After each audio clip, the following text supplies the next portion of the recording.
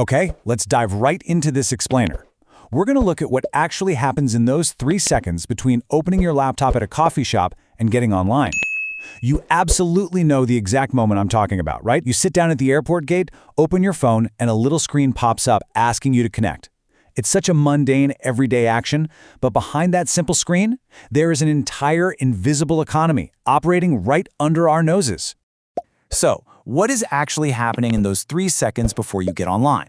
Well, by casually tapping accept and continue on a free Wi-Fi screen, let's be honest, you didn't read it, you might be legally handing a complete stranger a map of your digital life. You didn't sign anything physically, you didn't type a master password, you literally just tapped a button for 20 minutes of free internet before a flight.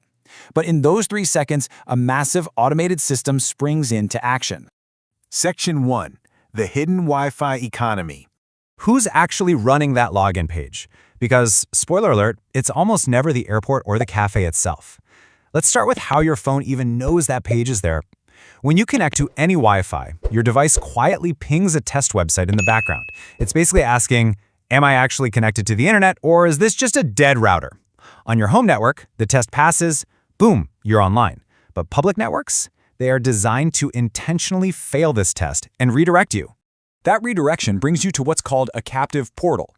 Think of it like a nightclub bouncer. You have to sign a piece of paper at the door before they let you inside. The network holds you hostage in this portal until you interact. And the psychology here is super simple. Most people just sign without reading, simply because they want to get into the club. Section 2. Inside the captive portal. These outsourced login pages represent a massive scale of data collection. The airport isn't building its own Wi-Fi infrastructure, and neither is your local mall. They pay a specialized, third-party company you have probably never heard of to handle the Wi-Fi for thousands of locations all at once. This means a single, unseen company could be running the portals for your gym, your hotel, and multiple airports. Connect in New York today and Los Angeles a month later, they are quietly linking those visits across different cities under one massive profile. Same device, totally different locations. Section 3. Tracking your digital footprint. How do they track you across the country? Well, they collect incredibly specific device data before you even open a web browser. It's not magic, it's just how our hardware is fundamentally built to communicate. The primary identifier here is your MAC address.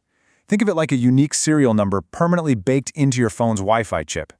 Because this MAC address naturally never changes, providers can recognize your exact device across completely different locations without ever needing your real name. They don't need to know you're John Doe if they know your specific device is a frequent flyer who also hits up a specific chain of gyms. But it gets even sneakier.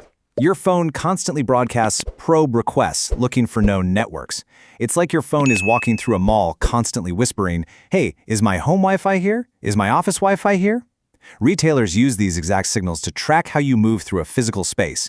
They can see how long you linger near a specific shelf or if you're a repeat customer. And this happens even if you never actually connect to their network.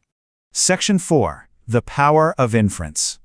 This is where we figure out what data they actually see once you're officially online. Now, you might have heard panic about public Wi-Fi portals silently downloading your entire browser search history.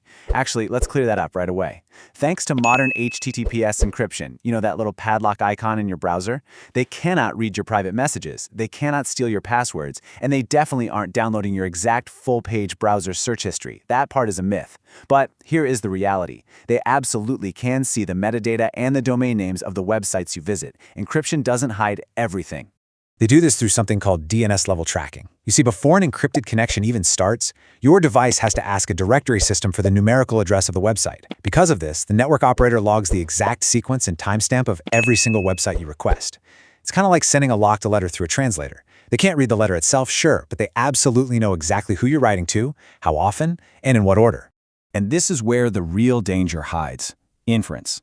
Data brokers do not need your exact search history. By stringing together a pattern of domains, say seeing you visit a banking site, followed immediately by a medical site, and then maybe a dating app, they can legally build and infer terrifyingly accurate personal profiles.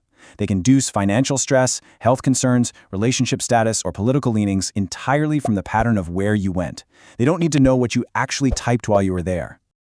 So who is buying this picture of your life? Your connection patterns and device fingerprint are quietly auctioned off to advertising networks in split-second real-time bidding wars to serve you targeted ads. Retail analytics companies buy the location data to map shopping behavior. All of this data brokering happens in the background to pay for the servers and bandwidth of that supposedly free internet connection.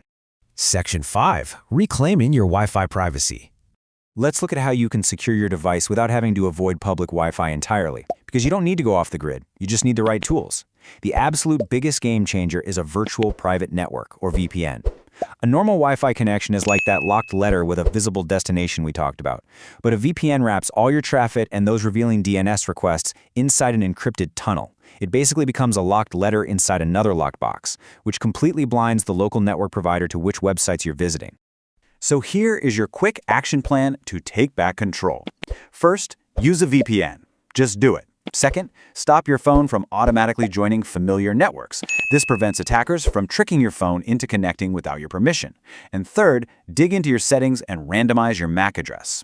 This simple little technical trick ensures you look like a brand new, totally unrecognizable device every single time you connect.